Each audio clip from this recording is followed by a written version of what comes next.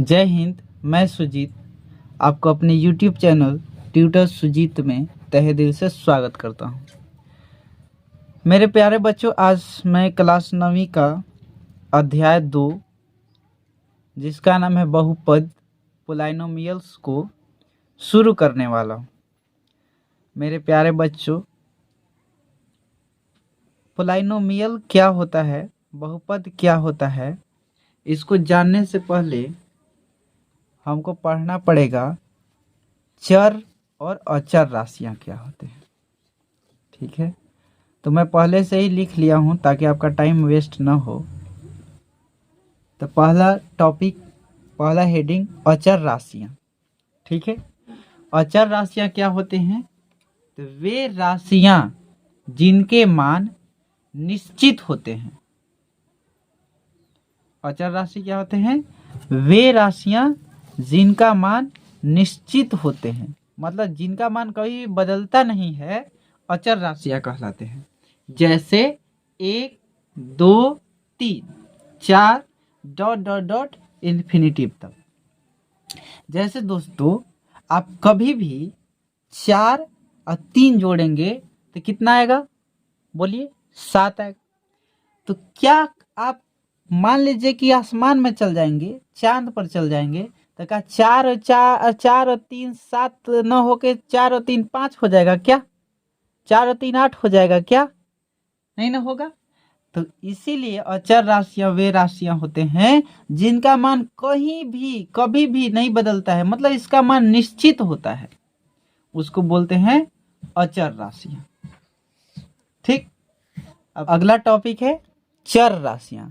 चर राशि को अंग्रेजी में वेरिएबल बोलते हैं ना। तो चर राशियां क्या होते हैं? तो अचर राशि के जस्ट उल्टा चर राशि होते हैं। तो वे राशियां जिनका मान उड़ गया था। चर राशियां क्या होते हैं? तो वे राशियां जिनका मान अनिश्चित होता है, मतलब बदलते रहता है, उसको चर राशियां कहते हैं। जैसे A, B, C, X, Y, Z। तो आप समीकरण बना रहे होंगे तो आप क्या रखते हैं? माना कि X, मेरा मन किया कि मान ले हम Y, तो मान सकते हैं आप। मन किया कि A, मान सकते हैं आप। तो जो मानने वाली राशियां हैं और जिनका मान निश्चित नहीं होता है, कभी मन किया A मान ले तो मान सकते हैं, कभी मन किया X मान ले तो मान सकते हैं। तो ये राशियां क्या हो गया? चर राशियां ना।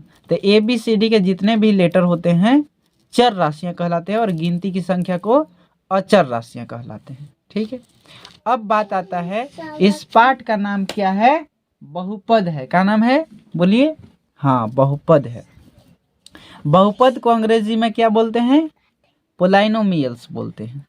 तो पोलाइनोमियल क्या होता है कि एक चर वाले, चर मतलब कि ABCD, ठीक है, एक चर वाले बीजीय व्यंजक, एक चर वाले बीजीय व्यंजक जिनके चर की घात मतलब ABCD के ऊपर जो लिखा रहता है उसको बोलते हैं घात। तो चर की घात धनात्मक मतलब प्लस वाला संख्या और पूर्णांक हो, पूर्णांक मतलब पूरा अंक होना चाहिए। जैसे 1, 2, 3, 4, 5 बटा वटा नहीं, जैसे 1/2 √3 ये सब नहीं होना चाहिए, पूर्णांक होना चाहिए, उसको बहुपद कहते हैं। जैसे में देखिए 3x है ना, इसके ऊपर कुछ नहीं है, मतलब क्या है? 1 है। 3 के पार x के पार कितना है? 1 है, कुछ नहीं मतलब 1 है। तो चर का वो है, इसमें खाली एगो चर है ना, x भर केवल चर है, और इसके पावर में क्या है? धनात्मक भी है और पूर्णांक भी है। तो मतलब 3x एक बहुपद है। तो हाँ, है बहुपद। क्यों है बहुपद? क्योंकि ये वो चर भी है और इसका घात भी धनात्मक है और पूर्णांक भी है। समझ में आया? ठीक है, आगे देखिए 2y²। ठीक, यहाँ पे y क्या है? एक चर है केवल, और केवल कितना चर है? एक चर है, और इसका घात भी देखिए धनात्मक भी है और पूर्णांक भी है। तो क्या यह बहुपद है ना? हाँ, बिल्कुल है बहुपद। इसी प्रकार से और भी उदाहरण है, इधर देखिए। और मैं बहुपद है और बहुपद नहीं है का उदाहरण भी लिख लिया हूं, तो आपको समझाते हैं। देखिए यहाँ पे पहला 2x⁴ जोड़ 6 है ना। तो देखिए 2 और एक्स, एक्स क्या है, एक चर है, और इसके ऊपर चर के घात क्या है, धनात्मक भी है और पूर्णांक भी है, मतलब प्लस में 4 भी है और पूरा पूरा अंक भी 4 है, तो मतलब एक बहुपद है। हाँ बिल्कुल है बहुपद। अब देखिए इसमें बहुपद रूट अंडर एक्स है ना। ये रूट अंडर अगर इधर करेंगे तो 1/2 हो जाएगा, एक्स के पावर 1/2। और 1/2 क्या है, पूर्णांक है क्या, नहीं ना है पूर्णांक, ये तो बट्टा वाला हो गया, तो पूर्णांक नहीं है। तो पूर्णांक होना चाहिए ना, बहुपद होने के लिए क्या कंडीशन है कि 4 के घात या तो धनात्मक होना चाहिए और पूर्णांक होना चाहिए, धनात्मक भी होना चाहिए और पूर्णांक भी होना चाहिए, तब ना बहुपद कहलाएगा। इसमें रूट अंडर है मतलब बहुपद तो है नहीं। ठीक है, अगला उदाहरण देखिए, 3t + 4, टी के ऊपर कुछ नहीं मतलब क्या है, एक है, तो चर की घात धनात्मक भी है और पूर्णांक भी है। अब इसमें देखिए 3x² + 3 रूट अंडर एक्स है, रूट के अंडर एक्स है, यहाँ भी चर एक है और यहाँ भी एक चर है, मतलब एक चर तो पूरा धनात्मक है और पूर्णांक है, लेकिन दूसरा चर देखिए तो यहाँ भी एक चर है ना, तो ये तो पूर्णांक है नहीं, इसके अगर रूट इधर करेंगे तो 1/2 आ जाएगा, मतलब बहुपद है नहीं है। तो मुझे उम्मीद है कि आप बहुपद समझ गए होंगे और बहुत सारा है उदाहरण। चलिए, तो बहुपद तो बढ़िया से समझ में आ गया। अब आगे देखेंगे बहुपद के प्रकार। तो चलिए बहुपद के प्रकार देखते हैं।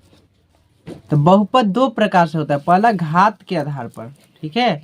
तो पहले देखेंगे घात के आधार पर बहुपद के प्रकार।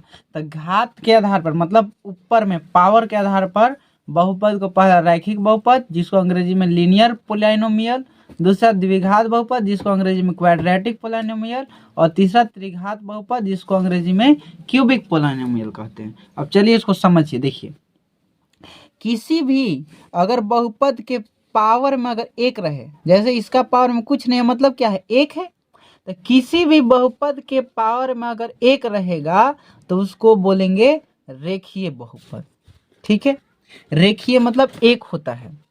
और किसी भी बहुपद के अगर ऊपर घात 2 रहेगा, ठीक है, घात 2 अगर रहेगा तो 2 को द्वि बोलते हैं, द्विघाती बहुपद। द्वि मतलब 2 और घात मतलब घात वाला, 2 घात वाले बहुपद को द्विघाती बहुपद कहते हैं। अगला अगर 3 को घात रहेगा तो त्रिघाती, इसमें देखिए 3 घात है तो इसको कौन सा बहुपद बोलेंगे, त्रिघाती। समझ में आया, 1 घात वाले को रेखीय, 2 घात वाले के द्विघाती और 3 घात वाले बहुपद को त्रिघाती बोलते हैं। तो ये तो था घात के आधार पर मतलब पावर के आधार पर, ऊपर वाला के आधार पर। लेकिन अब आगे है पद के आधार पर प्रकार बहुपद के।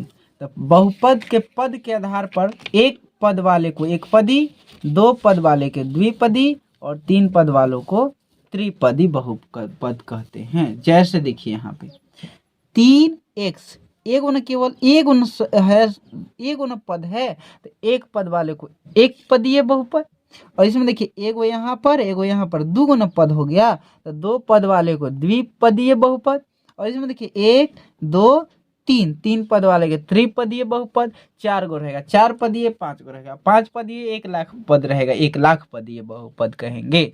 समझ में आ गया। तो अध्याय 2 का बहुपद का भूमिका प्रश्नावली 2.1 को पढ़ने से पहले जो भी परिचय दिया गया था आपके किताब में सभी को डिटेल में आपको समझा दिया गया। अब आगे हम लोग प्रश्नावली 2.1 शुरू करेंगे अगले वीडियो में। तब तक के लिए खूब पढ़िए। कोई भी टीचर कितना भी पढ़ा ले और कितना भी तेज हो, अगर बच्चे विद्यार्थी न चाहे तो कोई भी टीचर चाह के भी आपको नहीं पढ़ा सकता है। ठीक है, और इसीलिए कहते हैं कि केवल टीचर से मतलब नहीं है और केवल स्टूडेंट से मतलब नहीं, दोनों का अगर कोऑर्डिनेट मिलेगा तो आप अच्छे नंबर ला सकते हैं। तो मुझे उम्मीद है कि आप पढ़ेंगे और आप मेरे चैनल को सब्सक्राइब कर लीजिए और रोज़ वीडियो मिलेगा देखते जाइएगा। आपको ऑफलाइन से बेटर ऑनलाइन है। आप इसी को पढ़ने के लिए आपको ऑफलाइन क्लास में कम से कम 1 घंटा का टाइम लेता, लेकिन मैं यहाँ पे ऑनलाइन के माध्यम से 10 से 15 मिनट में कंप्लीट कर दिया हूँ। ठीक है, तो मुझे उम्मीद है कि आप इसको बढ़िया से रिवीजन करेंगे, एक ही टॉपिक को 4 बार बनाइए, 5 बार बनाइए, एक ही क्वेश्चन को 4 बार 5 बार प्रैक्टिस कीजिए, अपने आप तेज हो जाएंगे। आवत रस्सी जात है सिल पर पड़त निशान, मतलब पत्थर पे रस्सी आते जाते रहता है तो उस पे निशान पड़ जाता है। तो आप लोग का ये तो दिमाग है। तो चलिए मेरे प्यारे विद्यार्थियों, आज की क्लास यहीं पे रोकेंगे, मिलेंगे अगले क्लास में। तब तक के लिए गुड बाय। खूब पढ़िए, खूब आगे बढ़िए।